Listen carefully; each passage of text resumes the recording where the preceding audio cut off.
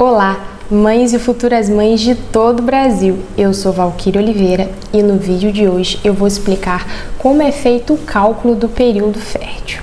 Para saber como é feito o cálculo do período fértil, primeiro a gente precisa entender como funciona o nosso ciclo menstrual. O nosso ciclo menstrual, ele é regulado ou ele acontece com o auxílio de diversos hormônios. Como são vários hormônios, um regula o outro. Então é o que a gente chama de cascata de regulação hormonal. E esses hormônios, eles atuam em todo o nosso organismo. Como o objetivo desse vídeo é falar especificamente sobre o período fértil, eu vou falar só sobre as alterações que acontecem no nosso útero. Quem sabe, se você tiver interesse, fica aí de tema para um próximo vídeo falar sobre outras alterações que esses hormônios causam no nosso organismo e que a gente às vezes não entende por que elas estão acontecendo. O nosso ciclo menstrual, ele pode ser de uma forma ou de outra. Ou ele vai ser regular ou ele vai ser irregular. Se ele for regular, significa que ele é constante. Ou seja, significa que ele tem a mesma duração de dias. Padronizou-se considerar que um ciclo dura cerca de 28 dias.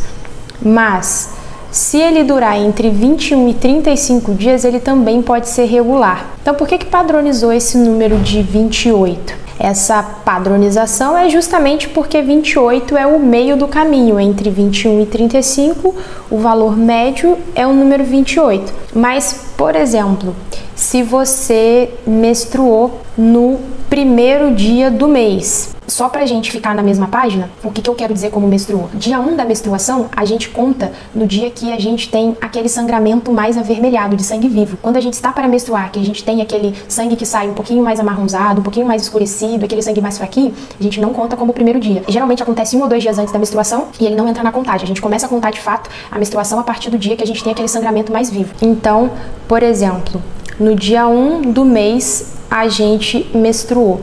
E a gente volta a menstruar novamente no dia 31.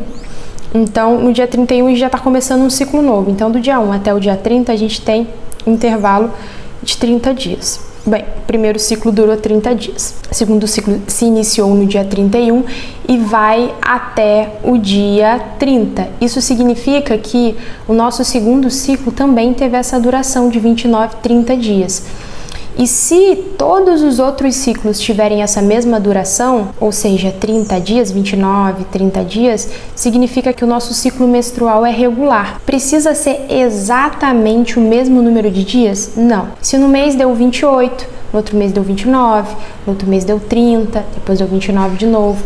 Ou seja, se a alteração for de um dia apenas, a gente ainda pode fazer a conta do período fértil, considerando que nosso ciclo é regular. Já o ciclo irregular significa que a menstruação não acontece num intervalo de dias constante.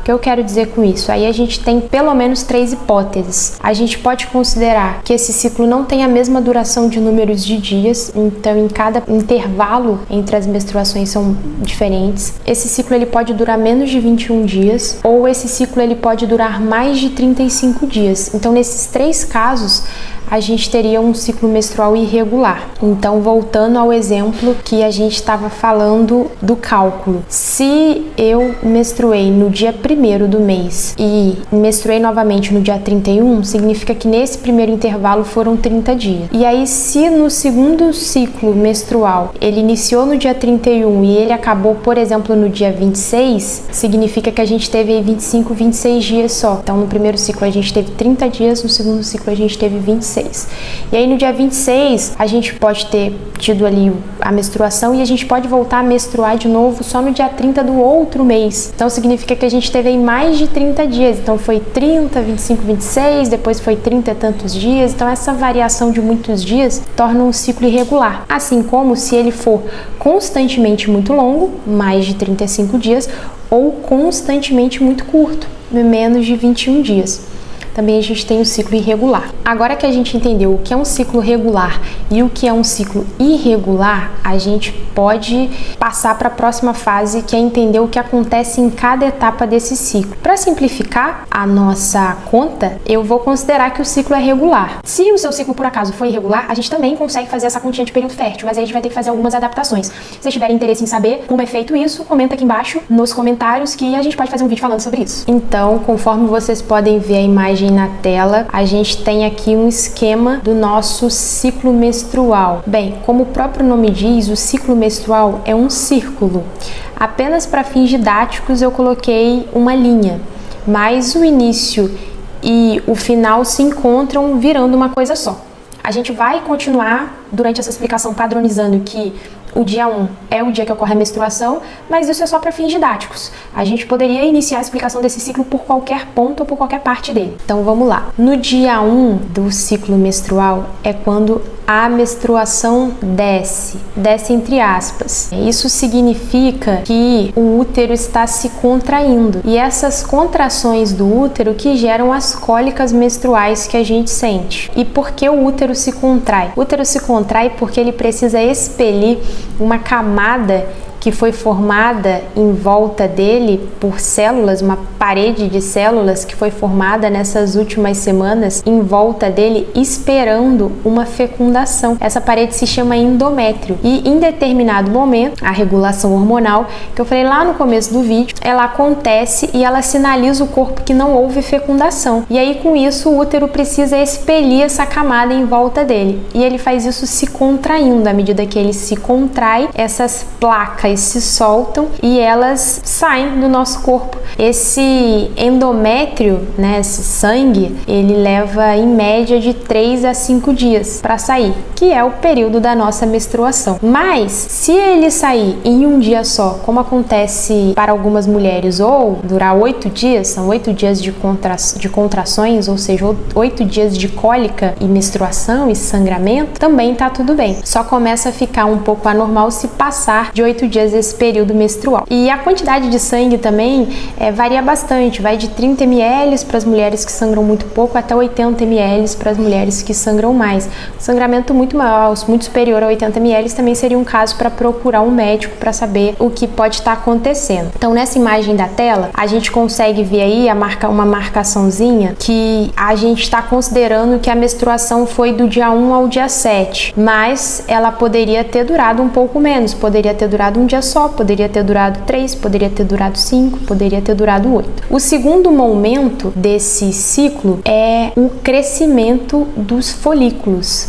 E quem são os folículos? Os folículos são como bolsas que ficam em volta dos nossos óvulos. Então, em determinado momento do nosso ciclo, há uma sinalização por meio de hormônio e esses folículos começam a crescer e amadurecer os óvulos. Uma vez que esse folículo chegou no seu tamanho máximo, ou no caso, o seu óvulo já está amadurecido, esse folículo se rompe e libera o óvulo. E aí a gente tem o momento da ovulação. Esse seria o nosso período fértil. Uma vez liberado, o nosso óvulo, ele vive, no caso ele tem uma viabilidade, como a ciência gosta de chamar, que varia de 12 a 36 horas. É isso mesmo. O nosso óvulo, ele só dura um dia. Então, quando a gente fala em dias férteis, na verdade é o dia fértil. Teoricamente, seria um dia só no mês, no máximo um dia e meio que a gente estaria fértil, o restante do tempo a gente não tá fértil. Esse amadurecimento do óvulo, ele dura mais ou menos 7 dias. E por que mais ou menos? Porque assim como o período da menstruação, esse amadurecimento varia muito de mulher para mulher. Então tem mulher que vai ter um amadurecimento em menos dias e vai ter mulher que vai ter um amadurecimento e a liberação desse óvulo em mais do que 7 dias. E aí, como a gente pode ver, nesse primeiro momento, a gente tem essas duas primeiras fases, essas duas primeiras etapas, elas têm uma quantidade de dias muito variáveis. Essas duas etapas, basicamente, que diferem de mulher para mulher e que alteram o tempo do ciclo de cada uma. Uma vez que o óvulo foi liberado, a gente tem duas opções, ou dois caminhos. Ou esse óvulo vai encontrar um espermatozoide e a fecundação vai acontecer, e eles vão fixar, essa célula vai se fixar no útero, ou a fecundação não vai acontecer e esse óvulo vai ficar ali disponível pelo período que ele tem viabilidade e depois ele vai ser descartado. E aí a gente tem, pós esse período que o óvulo foi descartado, a gente tem mais um período ali de 2 semanas, mais ou menos 2 semanas, e nesse período a gente tem essa parede em volta do útero, que é o endométrio, está se formando, esperando que haja a fecundação, e caso não haja a fecundação, o corpo vai sinalizar por meio de hormônios e essa parede vai se desprender do útero e a menstruação novamente vai descer. Agora que a gente entendeu mais ou menos o básico do nosso ciclo menstrual, a gente começa a entender sobre a nossa fertilidade. Então, se são variáveis o primeiro e o segundo momento do ciclo, a gente já começa a entender por que a contagem, por exemplo, da possível data de fecundação, quando a mulher quer saber se ela está grávida, acontece sempre de trás para frente. Então, o médico estima quando seria a menstruação e volta 2 semanas. Justamente por isso, porque esses primeiros momentos até a ovulação é muito difícil de você precisar. Agora, o momento pós-ovulação até o próximo ciclo a gente consegue precisar porque a gente tem em média uma janela de 14 dias. Outra coisa que a gente consegue entender é que a gente não tem uma janela de dias de período fértil, a gente tem no máximo 36 horas, ou seja, em média a gente tem um dia fértil a cada ciclo. E porque se a gente for agora no Google e digitar período fértil, cálculo de período fértil, vão aparecer várias imagens com janelas de fertilidade que vão de 2, 3 até a 6 dias. Inclusive os próprios aplicativos, quando a gente faz a regulação do nosso ciclo por aplicativo de telefone, eles também dão uma janela de 3, 4 dias mais ou menos. Por que eles fazem isso se o óvulo só dura um dia? Isso é feito por conta da duração do espermatozoide do nosso corpo. Se o nosso óvulo dura no máximo 36 horas, o espermatozoide ele dura de 2 a 3 dias dentro do nosso organismo. Então isso significa que se a gente tiver relação sexual 2 dias antes de ovular, pode ser que quando a gente ovule, esse óvulo encontre o espermatozoide. No caso, o espermatozoide encontre o óvulo. Assim como pode ser que depois de ter ovulado, se a gente tiver relação sexual no mesmo dia ou no dia seguinte, enfim, esse espermatozoide também encontre o óvulo. Então esse intervalo, essa janela de dias que a gente dá, não é por conta da viabilidade do nosso óvulo, mas sim por causa da duração do espermatozoide no nosso corpo. E aí a gente também considera, além da duração do espermatozoide, a gente considera também uma janela de erro. A gente pode fazer uma conta um dia a mais, um dia a menos, e aí a gente coloca uma janela maior ali para cobrir, para garantir que a gente está cobrindo esse período. Então, se eu estiver tentando engravidar, eu preciso saber exatamente o dia que eu estou ovulando? Não necessariamente. Muitas mulheres, quando procuram médicos para se aconselhar em termos de fertilidade, o principal conselho dos médicos acaba sendo ter relação sexual cerca de 3 vezes por semana. Ou seja, mais ou menos ali dia sim, dia não. Por quê? Justamente por isso que a gente está falando, porque se você tem uma relação sexual dia sim, dia não, você está garantindo que no momento em que o seu óvulo estiver disponível, vai haver um espermatozoide no seu organismo. Ou seja, você dia sim, dia não está aumentando a chance, aumentando a probabilidade de que quando o óvulo estiver viável e for liberado, vai haver um espermatozoide ali para fecundá-lo. E essa forma de tentar engravidar poupa nós mulheres de muitas preocupações que são evitáveis. Por exemplo, existe teste de farmácia para a gente saber se a gente está fértil, ou seja, para a gente saber se a gente está ovulando. Só que é um custo e gera uma preocupação de estar sempre comprando teste, de estar sempre fazendo teste, de estar ali contando dia a dia. Uma outra forma de fazer é verificar a temperatura corporal quando a gente está ovulando. Tem artigos que sugerem que a nossa temperatura sobe meio grau, que o nosso muco liberado na vagina ele tem uma espessura diferente. Só que se a gente está tentando engravidar, Não sei se é válido a gente ficar colocando esse monte de caraminhola na cabeça. Talvez isso até crie um pouco de pressão no processo. Muito mais fácil seguir essa recomendação geral dos médicos de dia sim, dia não, despreocupada, porque agora a gente está entendendo o porquê essa recomendação e como de fato essa recomendação funciona. E agora vai uma curiosidade bônus para as mulheres que estão tentando engravidar. O uso de inflamatório pode prejudicar a concepção. Por quê, Valquíria? Lembra que eu falei com vocês que o óvulo ele fica dentro do folículo e o folículo é uma bolsa. E essa bolsa ela cresce, esse óvulo ali dentro ele vai maturar e aí quando ele tiver maduro o suficiente, essa bolsa, esse folículo vai romper e esse óvulo vai sair, vai ser liberado. Para essa bolsa romper, ela precisa passar por um processo inflamatório. As membranas dela, a parede dela, ela tem um processo inflamatório ali e aí, por causa desse processo, ela rompe e libera o óvulo.